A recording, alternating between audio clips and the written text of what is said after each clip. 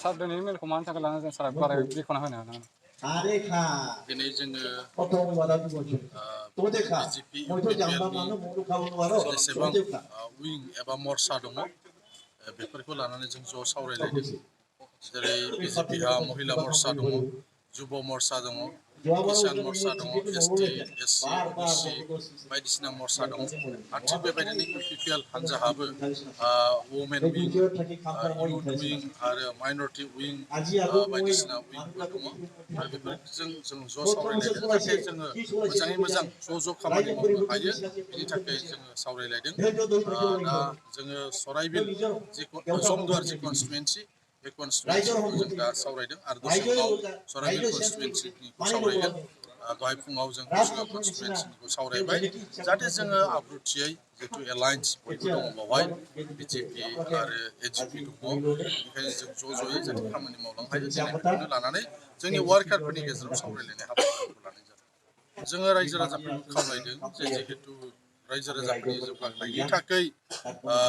UPPL सरकारा हाबा मावगासिनो दङ रायजो सरकाराबो हाबा मावगासिनो दङ जिहेतु इउपिपिएलआ जे दैदेननाय जि सरकार बेयो 8 मासल' जादों बे 8 मासाव नंगौ जों गिदिर गिदिर खामानि मावनो जों हाथ'वाखै नाथाय खामानि मावनो थाखाय थांखि लानाय जादों एबा थिग खालामनाय जाबाय दान मोनसेनि उनावनो बेफोर खामानिफोरखौ जागायनाय जासिगोन आरो रायजो सरकारावबो जिहेतु इउपिपिएलआ बिजेपि आरो एजिपिजों एलायन्सआव दंफायो बेनिखायनो जोंनि बिजाथिया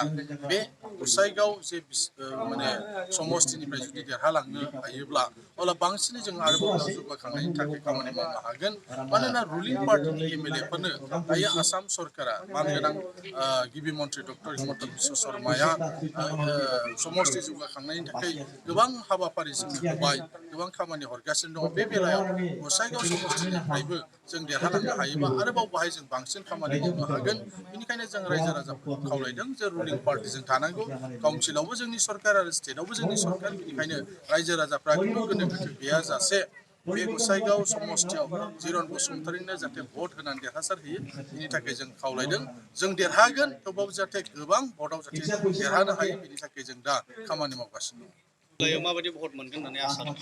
माइन'रिटिनिफ्रा सांग्रांसिन जोंनिख्रुइ बांसिन सांग्रांसिन राजखान्थियाव बिथांमोना बियो बाइ इलेक्सनसो आरो बिनिखायनो माइन'रिटिनि मानसिफ्रा मिथिगौ जे बावहाय बाइ इलेक्सनाव रुलिं पार्टियानो देरहायो बेबायदि गोबां माने बिदिन्थि दङ बेनिखायनो दिनै बिसोरो गोसो गोथारै बिथांमोना इउपिपिएलआव हाबफैदों इउपिपिएलनो भट होगोन मानोना इउपिपिएल देरहायोबा सरकारनि सासे सोद्रोमा जाहैगोन आरो माने जुदि अपोजिसना देरहायोबा बे समस्तियाव जेबो मावनो हाया 5 बोसोर ओरैनो थानांगोन बेनिखायनो दिनै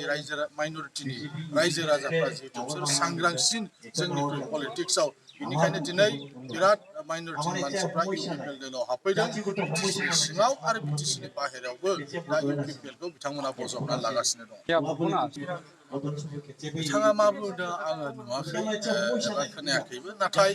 जोंनि दलावनो इउपिपिएल दलाव माइन'रिटि सेलबो दंखायो माइन'रिटिखौबो जोंनो नांगौ मानोना बिथांमोनाबो जोंनिनो बे जायगायाव गोबाव बोसोरनिफ्राय थांनानै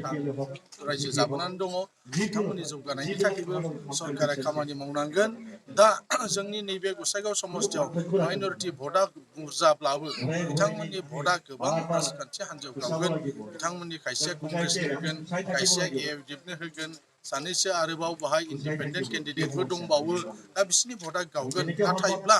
जोंनिहा जिहेतु सरकार सालायनाय आगोलबो जों मोनदों एबार जों बिसोरनि भटखौ जों इउपिपिएलआ बांसिन मोननो हागोन